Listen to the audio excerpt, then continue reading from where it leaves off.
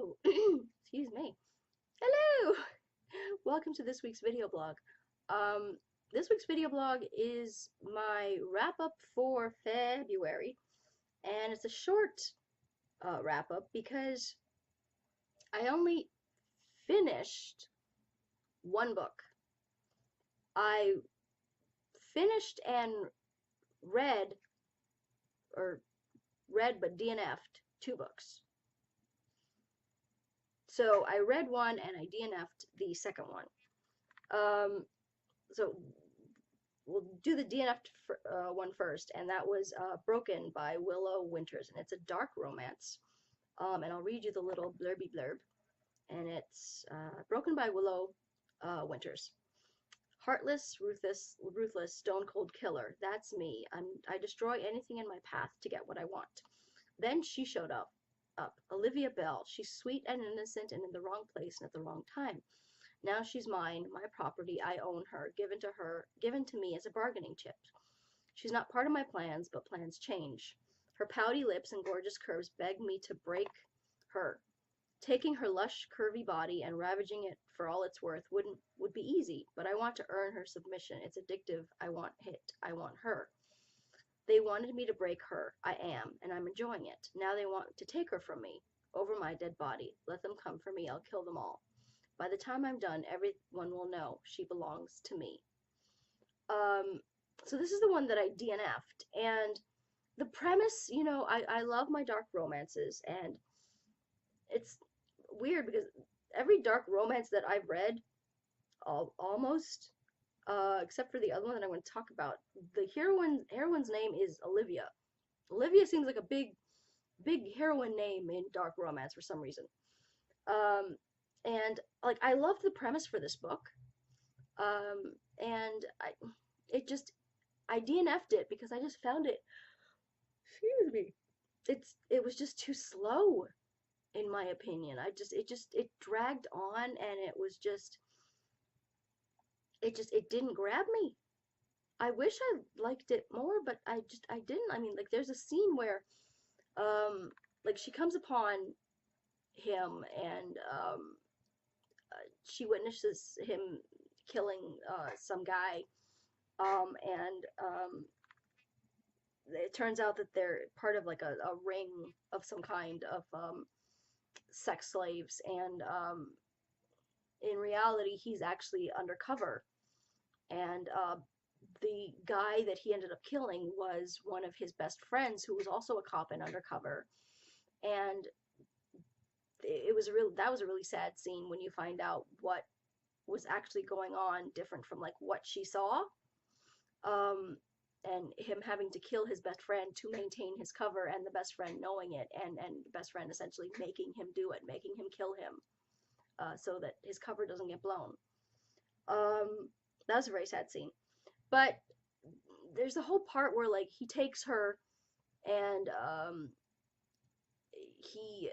they give her to him to essentially break and to make submissive enough so that they can sell her to in like sex slavery, and so to maintain his cover he has to do this. He has to turn her into a submissive sex slave, and so they kidnapped her, and he's holding her hostage, and there's a scene where she describes every little thing, like when she's left alone in the room, she tries this to escape and it doesn't work, and then she goes and she's like, oh, maybe like I'll try this, and then like that doesn't work. It's like, you know what, it's enough to just tell us that over the next few minutes or whatever, she tried various ways, like to escape or whatever, and like we didn't have to see like every like, oh, maybe this'll work. No, that didn't work. Oh, maybe this'll work. Nope, that didn't work. Oh, maybe, and it's like it went on for like so long, and I don't know, like it just dragged. It just like really dragged for me, and yeah, so I DNF'd it.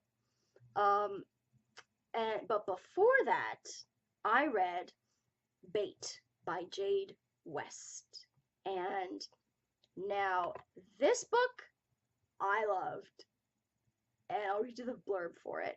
A stranger online, dark hair and even darker eyes that knew my dirty desires before I did. A fantasy that should never be spoken, but he pulled the confession from me, and now he's coming for me. Rough, dirty, dangerous. It's supposed to be one night to get me off and make me forget. He'll make me his, and I'll pretend I don't want him to. I'll run, and he'll chase, because I asked him for this. I begged him for this. Tonight, in the darkness, he's the hunter, and I'm the bait. Y'all, this book was so good. Again, it's a dark romance, so be ye warned. It's the premise is not for everybody. It's centers around a rape fantasy. So if that's not your thing, don't go into this book with your ideas about like political correctness or any of that. It's not the place. Not the place for this book. This book is for people to enjoy, who enjoy those kind of fantasies, and there's no call for shame. There's no room for shame or any of that. Like leave your political correctness and feminism at the door. And I don't want to say like let me amend that because there's feminism and then there's like what feminism actually is in reality, which is, you know, women making a choice for themselves, and that includes in their sexuality. So if your sexuality includes fantasies of non-consent or reluctance or whatever, that's just as feminist as whatever, you know, torch waving insanity that they preach out there. Any of like the hardcore men hating stuff, because there is that out there. There is. And then there's the actual choice, pro-choice, strong feminist, genuine ideals. That is what feminism actually is. As opposed to the man-hating version that is like sometimes touted as feminism. But yeah, sexuality and having that choice to engage and not feel shame in your any sexual fantasies you may have. So this is a part of that. So if you support that, if you're into that, then you will enjoy this book. If you're not, then you won't. I loved this book, and I think it's because yes, the sexual the explicitness was, you know, well done, well written. The book itself was wonderfully written. But it's Leo and Abigail, the hero and the heroine. The way they were written was just so so well and fleshed out. Like the reason the book worked so well, in my opinion, was because you got to know these two people and you got to follow them on their journeys. Like, and a lot of the time, the journeys that they were following, the journeys that you were following them on, sort of like were like the opposite of each other's. Like when Abigail's life was going really well, Leo's life was going to shit. When Leo's life was like looking like it was going well, then Abigail would have a setback until they were finally coming together and they were like healing the things in each other and fixing the things in each other that needed to be worked through. And it was just so well done. I mean, you know, Leo and like his love for his son and like his issues with his brother and his sister, and it's just you cared about these characters, and that's what made the book work, in my opinion. It wasn't just about this sexual fantasy that she had. It just worked. It was just perfect, and I would totally recommend Bate by Jade West if you have not picked it up yet. and you love dark romance and you love those kind of themes, you will love this book. And I'm still reading Seduced in the Dark by C.J. Roberts. I'm over the hump of like halfway. I'm at like 60% right now, 60-ish, 62, I think. Um, and I'm still enjoying it. Again, I will say I enjoyed the first book more, but I'm still enjoying this one, and I'm still like I'm still invested in Caleb and Olivia's story.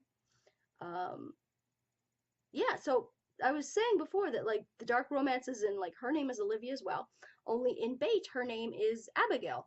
And so that was a nice change from the dark romance heroine name, which seems to always be Olivia. So yeah, that's gonna be it for this week's video blog. A short wrap up. Hopefully I can uh, maybe read some more books in March to wrap up for you guys. But excuse me. Follow me on Twitter at twitter.com/authorejamie. Like my Facebook page at facebook.com/authorejamie, and I will talk to you guys next time. Bye!